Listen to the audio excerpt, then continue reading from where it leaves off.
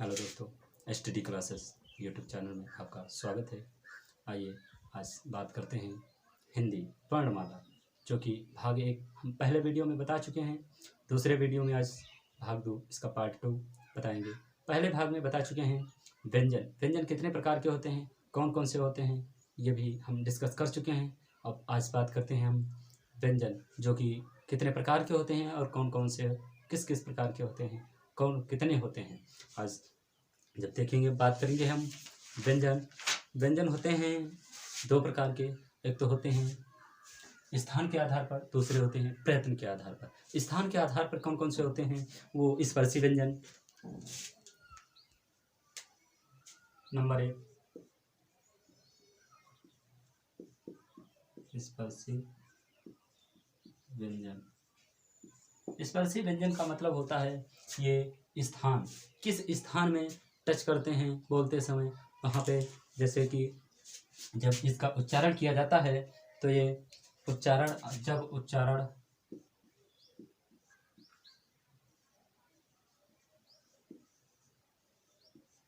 अवयव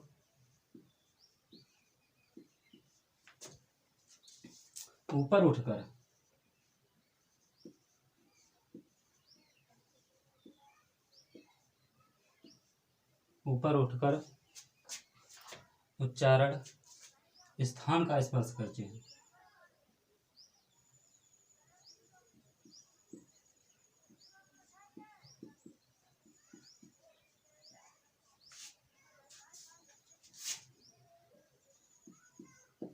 स्पर्श करते हैं।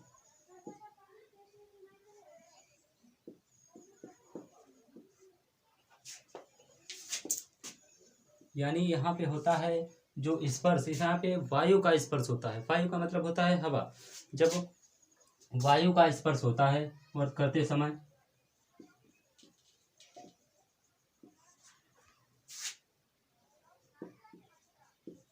वायु का स्पर्श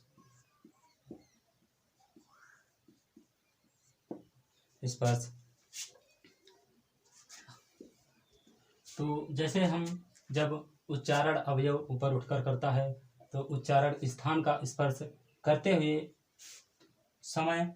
समय वायु का स्पर्श जब अवरुद्ध होता है, वायु को रोककर, यानी अवरुद्ध का मतलब होता है रोककर स्पर्श होता है, तो व्यंजन उच्चारित होते हैं। ये कौन से होते हैं? ये का वर्ग के उच्चारण वर्ग होते हैं, का वर्ग के और ता वर्ग के, का वर्ग के और ता वर्ग के,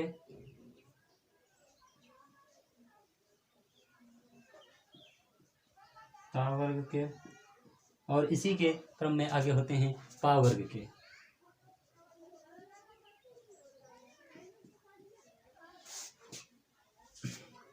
ये पा वर्ग के मतलब ये वर्ग में 5 अक्षर होते हैं, 5 इसमें होते हैं। ये जो अक्षर होते हैं ये 15 अक्षर ये हो जाते हैं। इसके बाद में आगे जो आता है वो आता है संघर्षी व्यंजन। संघर्षी का मतलब होता है बहुत ज़्यादा संघर्ष करके। संघर्ष का मतलब होता है बहुत ज़्यादा टच करके। कुछ व्यंजन, संघर्षी का मतलब होता है कुछ व्यंजन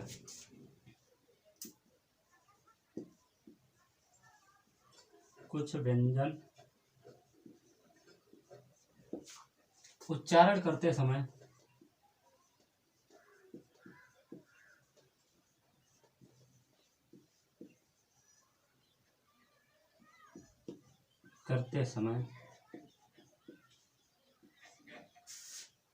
मुख से जब बाहर निकलते हैं, यानी आवाज इधर उधर लड़के निकलती है, तो जो वायु का घर्षण कहिए, या घर्षण का मतलब होता है रगड़ना।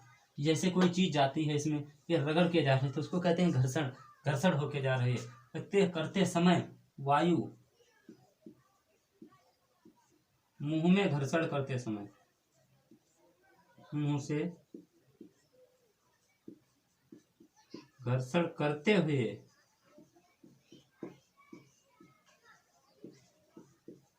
बाहर निकलती है।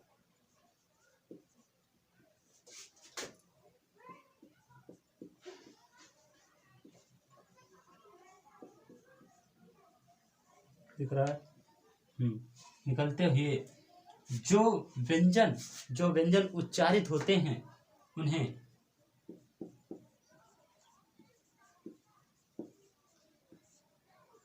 जो व्यंजन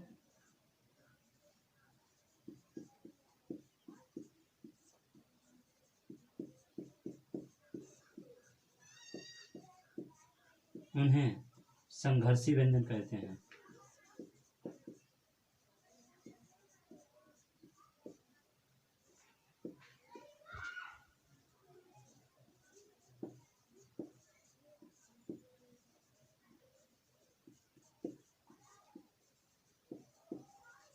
देख लीजिए संघर्षी व्यंजन क्या होते हैं। कुछ व्यंजन उच्चारण करते समय वायु मुंह से घर्षण करते हुए बाहर निकलती है। जो व्यंजन करते समय जो निकलती है, जो व्यंजन उच्चारित होते समय जो उच्चारित होते हैं उन्हें संघर्षी व्यंजन कहते हैं। और ये व्यंजन इन्हें ही संघर्षी व्यंजन कहते हैं। और आगे देखिए दोस्तों, जो व्यंजन होते हैं ध्वनियों के आधार पर भी होते हैं कुछ। वो व्यंजन क्या होते हैं? सघोष हैं, अघोष हैं, महाप्राण हैं, अल्प प्राण हैं। सघोष का मतलब क्या होता है? आप देखिए सघोष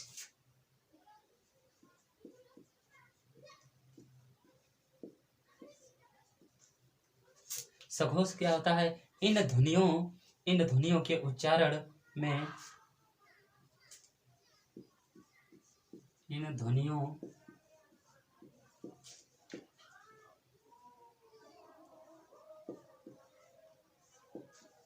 के उच्चारण में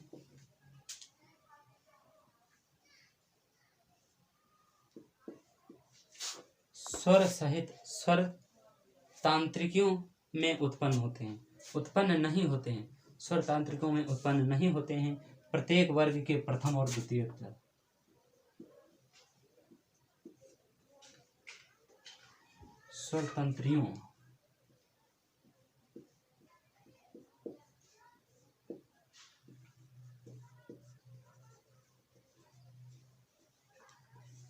स्वर तंत्रियों में उत्पन्न नहीं होते हैं।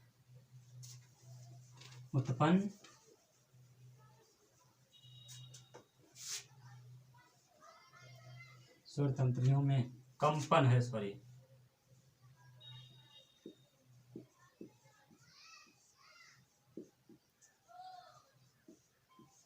नहीं होती है।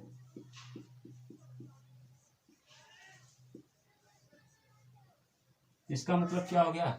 जो सघोष वर्ण होते हैं, सघोष व्यंजन होते हैं, इनके उच्चारण में जो स्वर तंत्रिका होती है, यानी स्वर मतलब हमारे बोलने की आवाज में कंपन उत्पन्न नहीं होती है। वो कौन कौन से होते हैं?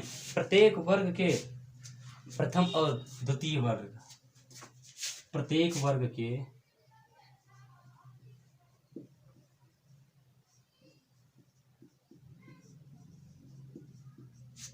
वर्ग के प्रथम और द्वितीय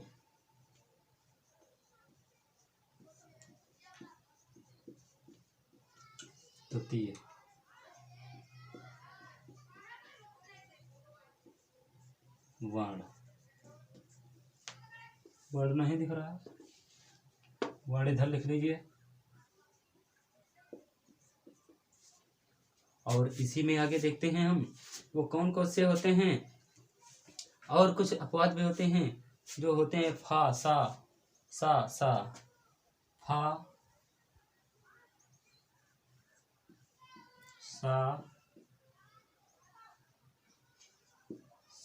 कामा सरौता वाला सा, ये 4 अक्षर होते हैं। ये भी सघोष होते हैं।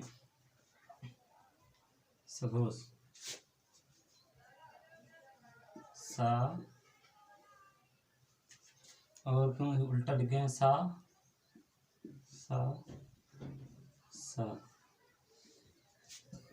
ये होते हैं सघोष अक्षर, सघोष वर्ण।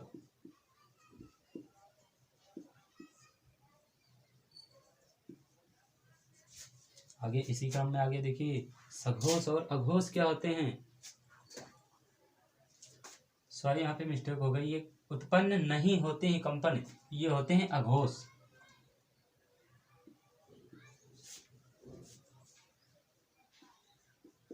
अघोष, अघोष। इन ध्वनियों के उच्चारण में स्वर तंत्रिकाओं में कंपन उत्पन्न नहीं होती है। प्रत्येक वर्ग के प्रथम और द्वितीय वर्ण अक्षर जो सा ये अघोष हैं। और इसी में देखिए आगे सघोष क्या होते हैं, सघोष।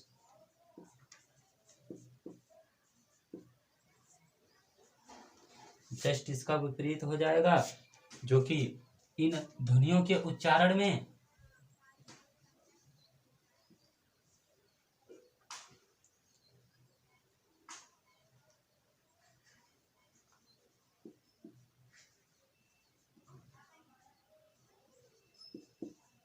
इनके ध्वनियों के उच्चारण में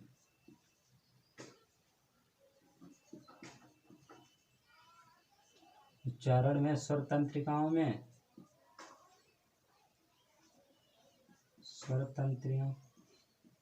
तंत्रियों में कंपन उत्पन्न होती है।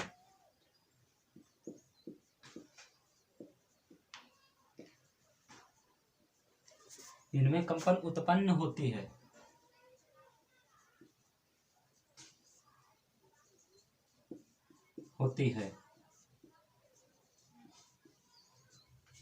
वो कौन कौन से अक्षर होते हैं? ये होते हैं प्रत्येक वर्ग के प्रथम, तृतीय और पंचम वर्ग। प्रत्येक वर्ग के प्रथम और तृतीय, पंचम वर्ग तथा यारालावा।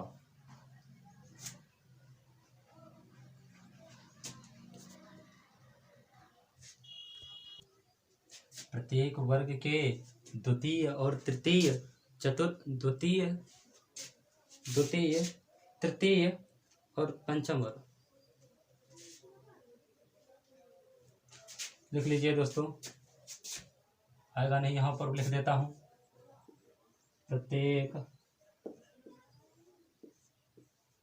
वर्ग के तृतीय, चतुर्थ,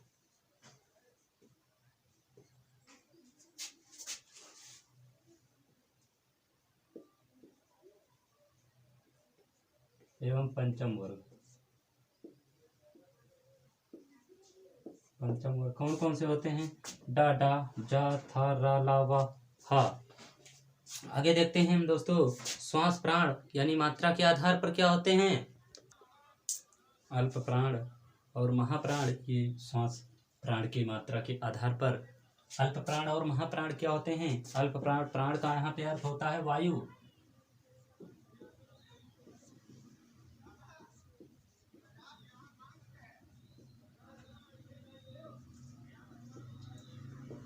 वायु।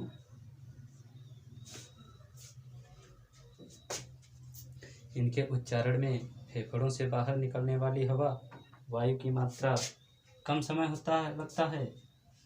कि उच्चारण में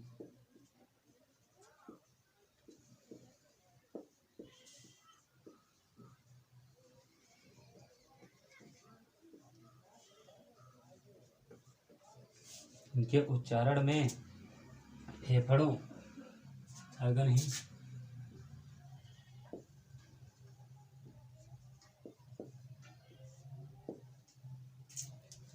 फेफड़ों से बाहर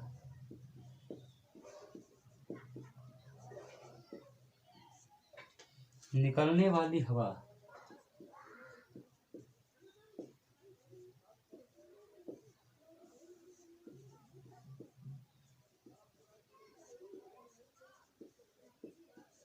अथवा वायु,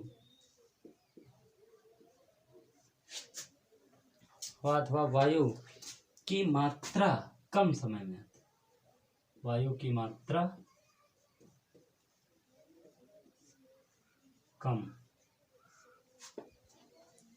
कम बाहर होती है। इसका कहने का मतलब ये है, अल्प प्राण का अर्थ होता है, प्राण का अर्थ होता है वायु। इनके उच्चारण में फेफड़ों से बाहर निकलने वाली हवा की मात्रा कम होती है। और जैसे ये प्रत्येक वर्ग के प्रथम, द्वितीय और पंचम वर्ग होते हैं। प्रत्येक वर्ग के प्रथम, तृतीय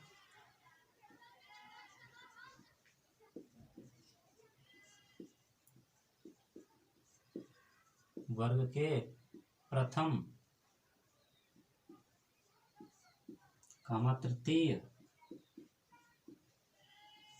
एवं पंचम वर्ग।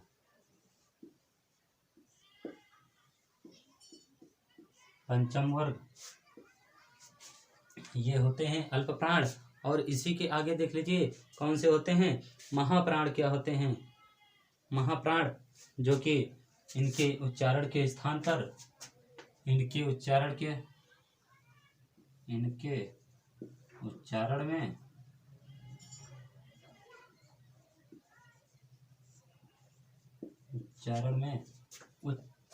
फेफड़ों से बाहर, जो फेफड़े जो अपने होते हैं, उन्हीं फेफड़ों से बोलने में आवाज बाहर ज्यादा निकलती है।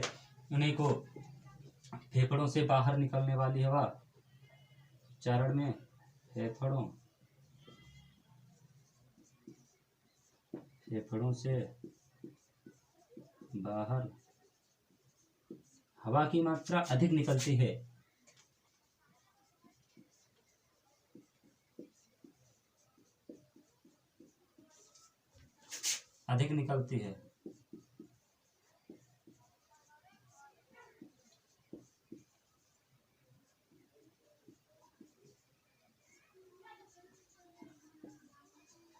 वे महाप्राण कहलाते हैं। इनका मतलब ये कौन से होते हैं, ये प्रत्येक वर्ग के द्वितीय और चतुर्थ वर्ग, प्रत्येक वर्ग के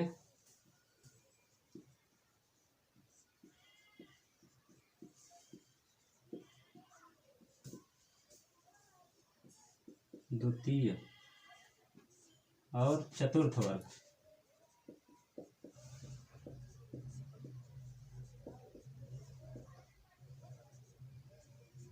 चतुर्थ वर्ग। अब जैसे देखिए इसमें प्रत्येक वर्ग, जैसे का खा वाली जो होती है, देखिए एक बार देख लीजिए, का खा गा घा और या 1 2 3 4 5 वर्ग होते हैं। इसमें महाप्राण कौन, अल्प प्राण होते हैं। प्रत्येक वर्ग के प्रथम ये होता है अल्प प्राण, ये होता है तृतीय पांचवा। और इसमें महाप्राण कौन से होते हैं, महाप्राण ये होते हैं तृतीय और चतुर्थ, ये महाप्राण होते हैं। देखिए दोस्तों, वीडियो लाइक और शेयर करें ज़्यादा से ज़्यादा, जिससे मेरा भी हौसला रहे कुछ आगे बढ़ने का।